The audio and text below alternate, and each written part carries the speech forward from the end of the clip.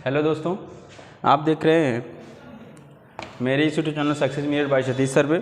दोस्तों, आज आपके लिए बहुत अच्छा टॉपिक लाए हैं।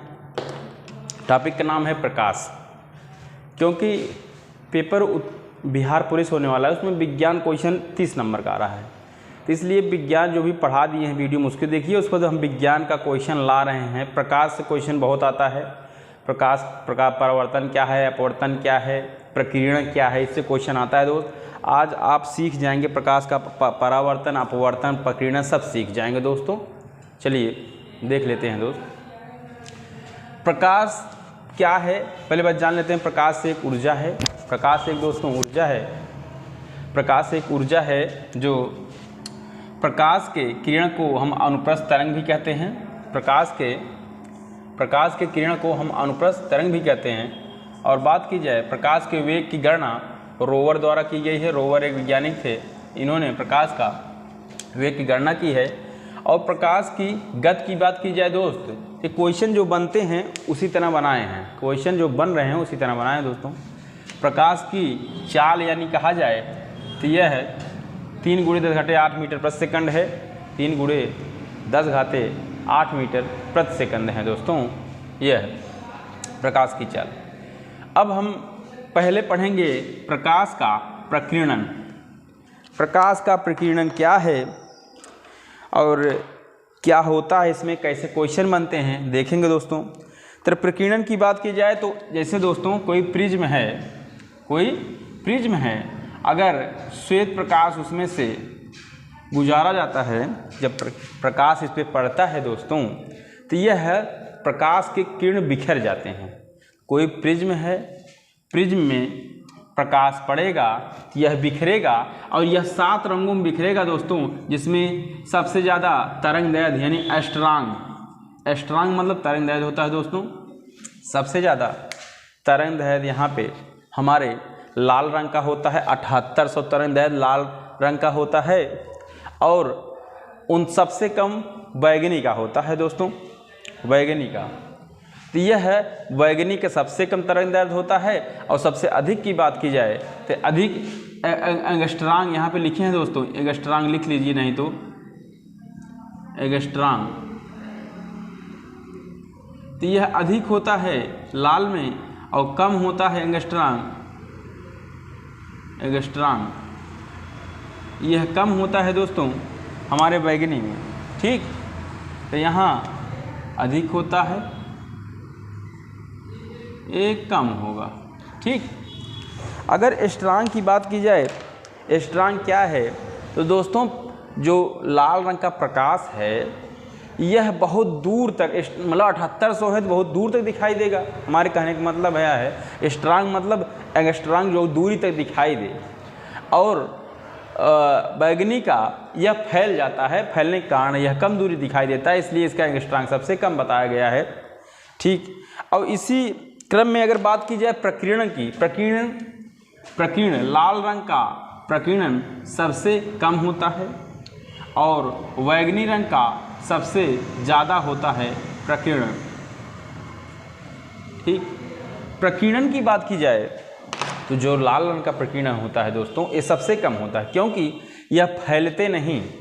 जो फैलता है रंग उसको प्रकीर्णन कहते हैं। तब प्रकीर्णन किसका अधिक होता है तो बैगनी का प्रकीर्णन अधिक होता है और लाल रंग का प्रकीर्णन सबसे कम होता है। पूछा जाए सबसे अधिक प्रकीर्णन वाला कौन सा रंग है तो बैगनी रंग है। और सबसे अधिक सबसे कम रंग वाला दोस्तों लाल रंग है। क्योंकि देखिए जो फैलेगा तो वह दूर तक नहीं जाएगा, जो फैलेगा वह दूर तक नहीं जाएगा और जो कम फैलेगा वो दूरी तक ज़्यादा जाएगा। तो हमारा लाल रंग का जो है वह काफ़ी दूर तक जाता है, इसलिए उसमें फैलाव नहीं है, इसलिए उसका एस्ट्रांग अधिक है।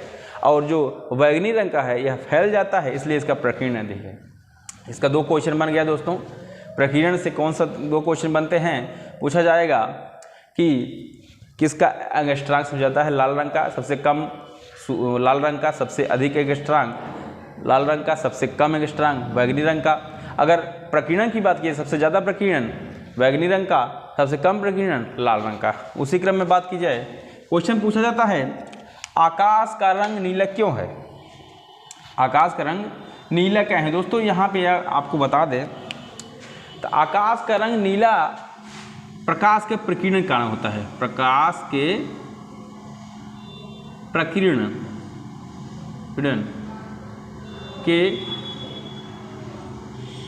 कारण है। अब जान लीजिए क्यों है दोस्तों, आप ये बताइए। आकाश का रंग नीला प्रकीर्णन के कारण है। आप हम इसलिए बता रहा हूँ, आकाश है, अगर आकाश में सूर्य या प्रकाश जाती है या तो उस पर प्रिज्म बताए ना, कोई प्रिज्म पड़ता है उसमें फैलाव हो जाता है, तो जो धूल कण मिट्टी है उसमें प्रकाश पड़ता है तो उसका फैलाव हो जाता है। तब फैलाव होता है दोस्तों, तो जो सूर्य का प्रकाश है, जो लाल रंग का प्रकाश है दोस्तों, लाल रंग का एंगस्ट्रॉम बहुत अधिक होता है, तो वह फैलता नहीं है। तो सबसे नीचे बैगनी और नीला रंग होता है। अगर 7 रंगों की बात की जाए तो बैगनी और नीले सबसे नीचे होता है और इसका प्रकीर्णन बहुत अधिक होता है। तो इसका प्रकीर्णन बहुत अधिक होता है दोस्तों, तो यह आसमान में फैल जाते हैं और आकाश में फैलने के कारण तो बैगनी और नीला मिल के तो प्रकाश का रंग नीला दिखाई देने लगते हैं। प्रकाश का रंग नीला दिखाई देते हैं क्योंकि इसका प्रकीर्णन अधिक है, यह फैलाव अधिक करता है। जब फैलाव जहाँ अधिक होगा जिस रंग का तो वही दिखाई देगा ना दोस्त। तो इसलिए जो फैल जाते हैं उसी कारण हमारा आकाश रंग नीला दिखाई देता है। लेकिन क्वेश्चन आपको कैसे पूछेगा, आकाश का रंग नीला क्यों दिखाई देता है? प्रकाश के प्रकीर्णन कारण। अब आप भूलेंगे नहीं तो कहाँ दिखाई देता है। हम जानते हैं कि बैगनी रंग के जाओ, बैगनी या नीला रंग जो है उसका प्रकीर्णन अधिक होता है, यानी उसका फैलाव अधिक होता है, ज़्यादा दूर तक नहीं जा पाता और वो फैलने के कारण आकाश में फैल जाता है, जिससे सब आकाश नीला दिखाई देने लगता है। अब बात की जाए दोस्त, अगला क्वेश्चन, सुबह या शाम सूर्य लाल क्यों दिखाई देता है? देखिए, सुबह और शाम सूर्य लाल क्यों दिखाई देता है? आपको बता दें, सुबह हो या शाम, हर सुबह या शाम को सूर्य जो है पृथ्वी से काफ़ी दूर होता है, चाहे सुबह हो चाहे शाम, वो दूरी सबसे अधिक दूरी हो जाता है। और सबसे अधिक दूरी होने के कारण तो हम आपको बताए थे, हमारा जो लाल रंग का तरंगदैर्घ्य है, एंगस्ट्रॉम है, वह है सबसे दूरी पे केवल लाल रंग ही देख सकते हैं हम। सबसे दूरी पे हम केवल लाल रंग ही देख सकते हैं और लाल रंग के कारण यह शाम को भी लाल दिखाई देगा, सुबह भी, क्योंकि वह पृथ्वी से काफ़ी दूर रहता है और काफ़ी दूर रहने पर हमें और कोई रंग नहीं दिखाई देगा। और इस समय यह नीला दिखाई इसलिए देता है तो यह नज़दीक हो जाता है। दोपहर के समय चाहे जब भी देखेंगे तो नीला उसी समय दिखाई देता है जब नज़दीक आ जाते हैं। लेकिन सुबह या शाम को सूर्य पृथ्वी से सुबह भी दूर रहेगा, शाम को, और दूर रहने के कारण लाल रंग जो होता है उसका तरंगदैर्घ्य बहुत अधिक होता है दोस्तों, तो हमें केवल लाल रंग ही दिखाई देता है। इसलिए आपसे पूछा जाए सुबह या शाम को सूर्य लाल क्यों दिखाई देता है, हम केवल कह सकते हैं प्रकाश के प्रकीर्णन कारण, प्रकाश का प्रकीर्णन के कारण। हम उत्तर यही देंगे, लेकिन आप समझने के लिए जान लीजिए, जब दूरी होगी तो उसमें तरंगदैर्घ्य एंगस्ट्रॉम बहुत अधिक होता है और दूरी पे हमें लाल रंग दिखाई देता है, ना कि बैगनी और नीला, इसलिए हमें सूर्य लाल रंग दिखाई देता है। मैं जो समझाना चाह रहा हूँ आप समझ गए होंगे दोस्तों। तो इससे प्रकीर्णन से ये सब क्वेश्चन हमारे बनते हैं। मैं आपको यही बताना चाह रहा था, प्रकीर्णन से हमारे ये सब 3-4 जो क्वेश्चन बताया हूँ यह सब बनते हैं दोस्तों। अब हम आ जाते हैं प्रकाश का परावर्तन। प्रकाश का परावर्तन, देखिए दोस्तों, प्रकाश का परावर्तन हम यहाँ शुरू करते हैं, यहाँ से देखिए, प्रकाश परावर्तन यहाँ शुरू करते हैं, यहाँ से प्रकाश का परावर्तन। प्रकाश का परावर्तन कहाँ पे होता है? कोई भी समतल है इस पे प्रकाश आएगा और उसी दिशा में लौट जाएगा, यह, क्योंकि परावर्तन ऐसे ही होता है ना दोस्त, उसी दिशा में लौट जाएगा, जिस दिशा में आता है उसी दिशा में लौट जाता है। ठीक, तो बात की जाए समतल दर्पण पर प्रकाश कैसा होगा कैसा नहीं होगा, तो समतल दर्पण की बात की जाए तो देखते हैं, अगर समतल दर्पण अगर हम V चाल से आ रहे हैं तो समतल दर्पण हमें 2 चाल से दिखाई देता है। मेरा कहने का मतलब यह है, अगर हम समतल दर्पण कोई रखे हैं, अगर हम चाल V चाल मतलब एक चाल से जा रहे हैं तो उसमें डबल चाल से दिखाई देता है। पूछा जाएगा समतल दर्पण में हमारी चाल कैसी होगी, तो दुगुनी हो जाती है, हमारी चाल दुगुनी हो जाती है। जैसे अगर 5 किमी प्रति घंटा आ रहे हैं तो उसमें दिखाएगा 10 किमी प्रति घंटा, बस इसको लिखे हैं समझने के लिए आपको। उसी तरह दोस्तों पूछता है वस्तु का आधा दर्पण का होना चाहिए।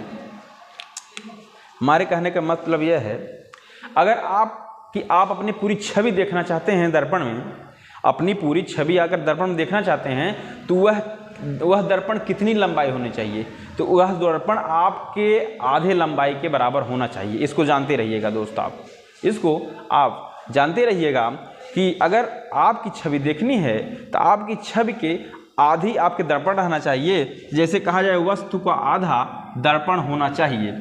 अगर आप छवि देखना चाहते हैं, दूसरा क्वेश्चन, वस्तु का आधा दर्पण होना चाहिए। कोई वस्तु आप पूरी देखना चाहते हैं शीशे में या दर्पण में, तब दर्पण आधा होना चाहिए उसका।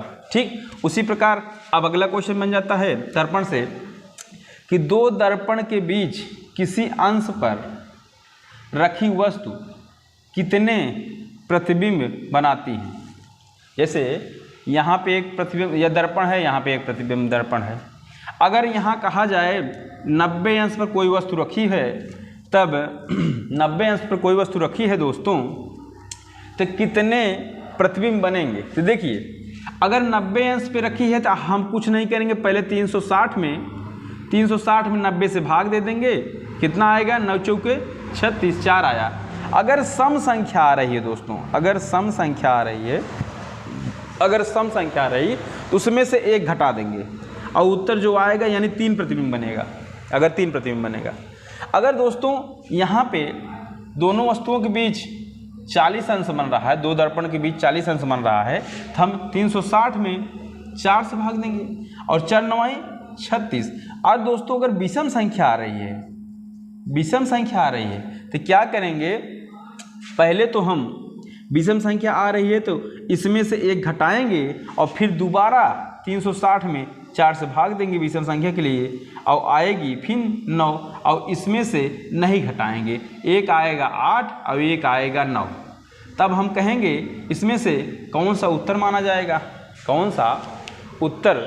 जाएगा। तो दोस्तों अगर दोनों दर्पणों के बीच में कोई डिग्री बन रहा है, दोनों दर्पणों के बीच कोई डिग्री बन रहा है, तब हम उसको घटा देंगे।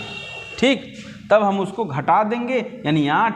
अगर दोनों डिग्री के बीच संख्या नहीं बन रही है, कहीं यहाँ पे या कहीं यहाँ पे बन रही है, तो उसको नहीं घटाएंगे, उसमें आएगा हमारा प्रतिबिंब कितना दोस्तों, 9। प्रतिबिंब संख्या पूछा जाए 9, और क्वेश्चन होगा तो आप लगा के देखना। अब हम पढ़ेंगे दोस्तों प्रकाश का परावर्तन। प्रकाश का परावर्तन क्या है दोस्तों, देखिए प्रकाश का परावर्तन पहले हम जान जाते हैं। प्रकाश का परावर्तन यही दोस्तों प्रकाश का परावर्तन है, इसको पढ़ लेते हैं। इसमें और एक क्वेश्चन बनता है अवतल दर्पण से उत्तल दर्पण से पूछा जाए।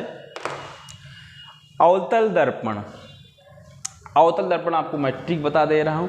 अवतल दर्पण जानना हो, जहाँ पे वस्तु को बड़ा करके देखना हो, वहाँ अवतल दर्पण लगा देते हैं। जैसे आप दाढ़ी बना रहे हैं तो शीशा ऐसा लेंगे जिससे चेहरा सही दिखाई दे, यानी बड़ा दिखाई दे। फिर आप ऐसा दर्पण लेंगे, यानी वह कौन सा दर्पण होगा, अवतल दर्पण।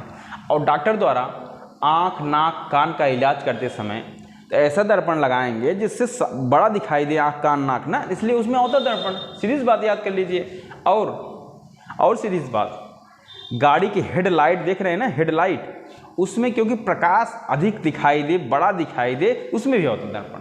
ठीक, आप कन्फ्यूज न हो जाइए इसमें, इन सब में। और सोलर कुकर की बात की जाए उसमें भी अवतल दर्पण, यहाँ सब लिखाई दे, यहाँ है दर्पण दाढ़ी बनाने में, आँख, कान, नाक में, सोलर कुकर में, हेडलाइट में। ठीक, और इससे एक क्वेश्चन बनता है अवतल दर्पण, उत्तल दर्पण से। देखिए दोस्तों उत्तल दर्पण से एक क्वेश्चन बहुत बनता है, क्या कि गाड़ी चलाते समय साइड जो मिरर लगा रहता है उसमें कौन सा दर्पण दिखाई देगा। तो देखिए आप तो गाड़ी चला रहे हैं तो साइड मिरर में ऐसा दर्पण लगाएंगे जिससे कितनी भी बड़ी वस्तु हो उसमें दिखाई दे जाए, यानी जो छोटा करके दिखाई दे, यानी इसमें उत्तल दर्पण। गाड़ी के पीछे साइड मिरर में लगता है उत्तल दर्पण। आप बताइए, आप गाड़ी चला रहे हैं ना, पीछे अगर ट्रक भी आ रहा है तो आप कैसे देखेंगे? तो अगर उत्तल दर्पण रहेगा, ट्रक भी आपके शीशे में, छोटे शीशे में दिखाई देगा, इसलिए इसे हम उत्तल दर्पण कहेंगे। ठीक है दोस्तों, समझ गए हैं। अब हम एक और पढ़ लेते हैं, प्रकाश का अपवर्तन। प्रकाश का अपवर्तन क्या है, इससे और क्वेश्चन क्या क्या बनते हैं तो जान लीजिए। प्रकाश का अपवर्तन, अपवर्तन कहने का मतलब दोस्तों यह है, मैं इसको बना दूं दोबारा, समझ लीजिए। जैसे यहाँ पे है, जैसे यहाँ पे कोई वस्तु है, अब प्रकाश यहाँ से आ रहा है। अब अपवर्तन का मतलब प्रकाश अपने सीधे यहाँ जाना चाहिए, अगर यहाँ घूम गया है प्रकाश, यही अपवर्तन हो गया। यही दोस्तों इसका अपवर्तन हो गया। ठीक, यही इसको अपवर्तन हो गया दोस्तों। ठीक, एक बात और ध्यान दीजिए, इसका अपवर्तन तो यही हो गया जो इसको जाना चाहिए था यहाँ पे, लेकिन घूम के हो गया यहाँ पे। ठीक, ये तो उसका अपवर्तन हो गया। लेकिन अगर इस पे एक अभिलंब पड़ जाए दोस्त, एक अभिलंब, ऐसे इसको अभिलंब कहेंगे, इसको लिख लीजिए अभिलंब। अभिलंब जो यहाँ बनाए हैं वही बना के बता रहे हैं, जिससे आपको याद हो जाए। ठीक, तो यहाँ की यहाँ पे क्वेश्चन कैसे कैसे बनते हैं देखिए। जब प्रकाश चलेगा, जब प्रकाश यहाँ से चला है तो किसी पानी में अगर जा रहा है, पानी में जाएगा तो अपने से विचलित होकर सीधे ना जाके अपने से विचलित हो गया, बगल आ गया। ये है प्रकाश का चाल, यहाँ ना जाके यहाँ आ गया। ठीक, तो इस पे एक अभिलंब होता है। अगर पूछा जाए एक कब प्रकाश अभिलंब के पास आएगा और कब प्रकाश अभिलंब से दूर जाएगा, क्वेश्चन बनता है दोस्तों। तो सुन लीजिए, अगर यहाँ प्रकाश कम घनत्व, यहाँ अगर कम घनत्व है, कम घनत्व से चलता है, घनत्व मतलब यहाँ घनत्व कहने का हमारा यह मतलब है दोस्तों, यहाँ अगर डेंसिटी कम है यानी गंभीर नहीं है, यानी कम घनत्व है, कम घनत्व से अगर चलता है तो यह है जब भी यहाँ पड़ेगा कम घनत्व से, जब इधर अधिक घनत्व में पहले पहुँचेगा, कम घनत्व जहाँ पे मैं कोई रुकावट नहीं होती जब वहाँ चलता है, और अधिक घनत्व जहाँ अधिक रुकावट होती है, तो वह जब आएगा तो वह अभिलंब की ओर झुक जाएगा। किस तरफ? अभिलंब। इसका चेहरा इस तरफ हो जाएगा, अभिलंब की ओर। लेकिन दोस्तों अगर अधिक घनत्व से चलता है और कम घनत्व में जाता है, तब तो स्वतंत्र रहता है ना। जहाँ पे कोई रुकावट होती है तो वह जहाँ ना रुकावट उस ओर ही भागेगा। लेकिन अगर अधिक घनत्व से कम घनत्व की ओर जाता है तो वह अभिलंब से दूर जाएगा। ये देखिए इधर जा रहा है, अभिलंब से दूर। अभिलंब यहाँ पे है, अभिलंब यहाँ पे है, तो अभिलंब की तरफ कब जाएगा? जब कम घनत्व से आएगा अधिक घनत्व में, तब अभिलंब की तरफ जाएगा। अभिलंब से दूर कब जाएगा? अधिक घनत्व से कम घनत्व की तरफ जाएगा, अभिलंब से दूर जाएगा। इसमें क्वेश्चन कैसे बनते हैं दोस्तों, देखिए देखते हैं। तारों का टिमटिमाना किसके कारण होता है? तब प्रकाश के अपवर्तन के कारण होता है। तारों का टिमटिमाना किसके कारण होता है? प्रकाश के अपवर्तन, प्रकाश के अपवर्तन के कारण दोस्तों। ठीक, और जल में छड़ी का मुड़ना, अभी आपको बताए थे ना, जल में आप डालेंगे जहाँ घनत्व होगा तो वह खींचेगा अपनी तरफ। आप यहाँ देखिए जल में घनत्व होता है, तो आप सीधे छड़ी डाल रहे हैं तो घनत्व रहेगा तो अभिलंब की तरफ मुड़ती है। तब जल में छड़ी का मुड़ना ये भी प्रकाश के अपवर्तन के कारण। जल में मछली का ऊपर, मछली आप देखते हैं ना, कहीं जल में मछली देखते हैं, देर लगता है कि ऊपर है, लेकिन हाथ डालेंगे तो नीचे रहेगा। या आप देखते हैं बाल्टी में एक सिक्का डाल दीजिए, सिक्का देखेंगे तो सिक्का ऊपर उठाई देता है, ऊपर उठा दिखाई देता है। यह घनत्व के कारण होता है। तो अगर पूछ जाए जल में मछली ऊपर उठी हुई प्रतीत होती है, किसके कारण? प्रकाश के अपवर्तन के कारण। जल में छड़ी मुड़ी हुई दिखाई देता है, किसके कारण? अपवर्तन के कारण। या सिक्के का जल में उभरा हुआ दिखाई दे, सिक्के का जल में उभरा कि किस कारण? हमारे प्रकाश के अपवर्तन के कारण। ठीक है दोस्तों, प्रकाश के अपवर्तन के कारण। यह देख लीजिए दोस्तों, आज का चैप्टर ऐसा है जिससे आप कई क्वेश्चन समझ सकते हैं। प्रकाश क्या है, प्रकाश का परावर्तन क्या है, प्रकाश के बारे में जाने हैं। उसके बाद दोस्तों प्रकाश का प्रकीर्णन क्या है, प्रकीर्णन कहाँ से होता है, ये सब जितने क्वेश्चन बने हैं, प्रकाश का अपवर्तन क्या है, उत्तल दर्पण से क्या क्वेश्चन बनेगा, उत्तल अवतल दर्पण से क्या क्वेश्चन बनेगा दोस्तों, हर प्रकार से क्वेश्चन लाए हैं। एक बार 2 बार पढ़िए दोस्तों, आप देख नहीं रहे हैं इससे डिमोट हो जाते हैं, लेकिन क्वेश्चन आपके लिए ला रहे हैं, आप देखिए, जिससे मैं अधिक से अधिक अच्छा से अच्छा वीडियो बनाऊँ आपके लिए। देखिए दोस्तों, ये आपके लिए बहुत इंपॉर्टेंट है। बिहार चाहे हो, चाहे Uttar Pradesh TET super TET हो, उसमें आपको बहुत काम देगा प्रकाश का चैप्टर। प्रकाश का चैप्टर हर पेपर में है, चाहे पुलिस पढ़िए चाहे नहीं, सब पेपर में है। दोस्तों अच्छा लगा तो लाइक से सब्सक्राइब जरूर करिए, कमेंट कर जरूर करिए। धन्यवाद।